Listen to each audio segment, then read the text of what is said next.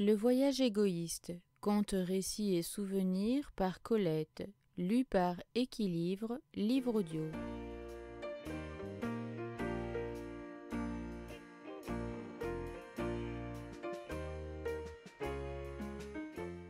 Arrière-saison.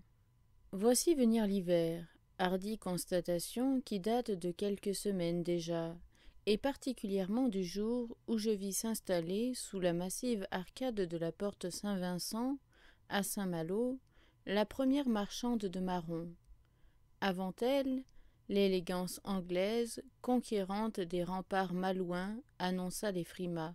Le tout Londres malouin n'hésite pas devant ces innovations audacieuses qui étonnent l'œil et séduisent l'âme de l'artiste.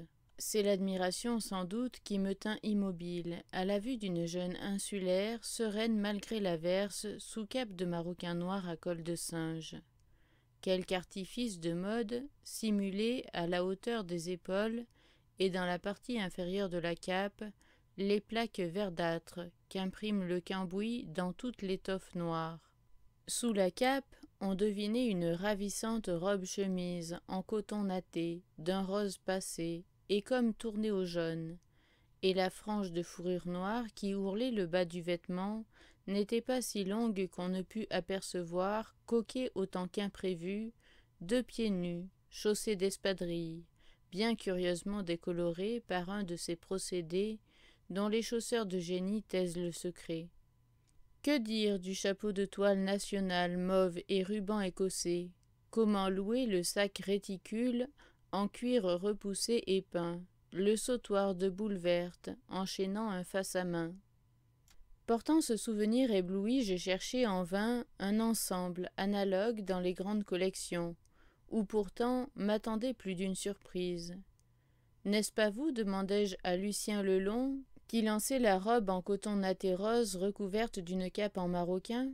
Je n'avais pas achevé ma phrase que le jeune et bouillant couturier m'échappait, criant « La culotte de Madame de X, voyons, comment n'est-elle pas prête ?» Il fallait seulement lui repincer le fond et lui piquer 2 pièces de peau de daim sur les... Le reste se perdit dans des claquements de porte. Un délicat salon de laque s'ouvrit et laissa couler l'acide filet d'une voix fluette. « Non, Madame Jeanne, pas de poche revolver. » Et le bas du veston, arrivant à la longueur du pantalon, pas une ligne de plus. Le mot ski jaillit de lèvres invisibles, m'éclaira au moment où je tremblais de me voir contrainte, pour faire comme tout le monde, au smoking, ou à l'horrible pantalon, dit de fantaisie, qui contracte avec la jaquette une irrémédiable union sans raison ni amour. Sport d'hiver, je reparlerai de vous. Vous mordillez de décembre à février la jupe féminine, vaincue de juillet à septembre par la vague et le soleil. Vous tenez dans l'année une place que mesure la bise d'Est, porteuse de neige, le vent d'Ouest qui fond les glaciers. Mais vous avez pour complice la saison de la chasse, le bain de mer, l'exploration africaine, l'équitation, qui, comme vous, dépouille la femme de sa vieille entrave, la robe. Chaque saison à présent tolère, favorise la femme culottée, et le couturier, doué d'un flair de chien courant, se change en culottier, en tricoteur, en tailleur militaire, plutôt que de perdre la moitié de ses profits. Il renchérit sur l'engouement garçonnier de la femme, et faisant sagacement la part du feu, supprime à peu près le costume de transition, devenu inutile entre les jambières sportives du matin et les broderies molles du soir. La bonne robe solide a vécu. Mais la culotte saumure pour dame prospère et le lamé aussi. Lamé d'or, lamé d'argent, de cuivre, d'acier, ils se ressemblent par l'éclat sec. Toujours un peu papier de chocolat par la froideur râpeuse et par l'odeur. La mode persistante du lamé démontre la grossièreté des sens féminins, particulièrement de l'odorat, car le fumé d'une robe de lamé, humectée au cours d'une soirée chaude, oxydée pendant la danse, passe en âpreté le fier arôme du déménageur en plein rendement. Elle fleure l'argenterie mal tenue, le vieux billon, le torchon pour les cuivres.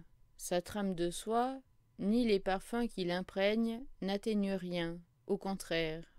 L'autre jour, une amie mince, je n'ai que des amies minces, se divertissait à essayer sur elle-même les robes du soir qu'elle convoitait chez son couturier. Je fais petit 42, affirme-t-elle à tout propos. Comme une épinoche son nid, elle traversait agilement ces chalumeaux étroits auxquels, selon l'étoffe, on donne le nom de trotteur du matin ou de robe pour le bal. Elle entrait par la tête, sortait par les pieds, dansait le pas du paon devant les miroirs, feignait par chic l'aimable scoliose qui fut à la mode déjà du temps d'Albert Dürer, et fumait, ma foi, comme un petit cheval au dressage. Une robe de lamé or et acier sur fond vert l'attirait, moins pourtant qu'une autre, lamé d'argent sur noir, mais vint une lamé cuivre sur brun qui, selon l'expression énergique de mon ami, foutait tout par terre, et que détrôna cependant une lamée argent et or sur rose pâle. Je blâmais en moi-même la fâcheuse uniformité de leur coupe, tuyaux de métal tout droit établis sur soubassement de fourrure.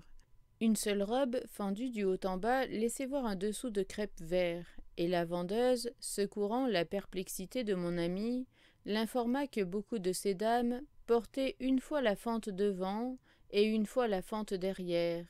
Elle ajouta mystérieuse que l'hiver prochain verrait des robes du soir encore plus pratiques, grâce à 2 ouvertures latérales placées au-dessus de l'ourlet.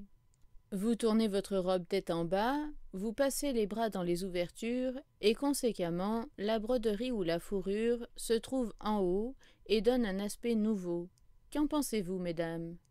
Mon amie mince ne répondit pas tout de suite, réduite qu'elle était à l'état de Bernard l'ermite, inséré dans un fourreau récalcitrant, les bras levés et battant l'air à l'aveuglette au-dessus de la tête invisible. Je sentis que je devais, comme on dit au théâtre, occuper le temps froid. Je pense, suggérai-je avec humour, qu'il serait peut-être plus simple d'apprendre à vos clientes à marcher sur les mains. Un regard combatif me rappela trop tard qu'on ne gagne rien à affronter spirituellement parlant les chauffeurs de taxi et le personnel de la couture.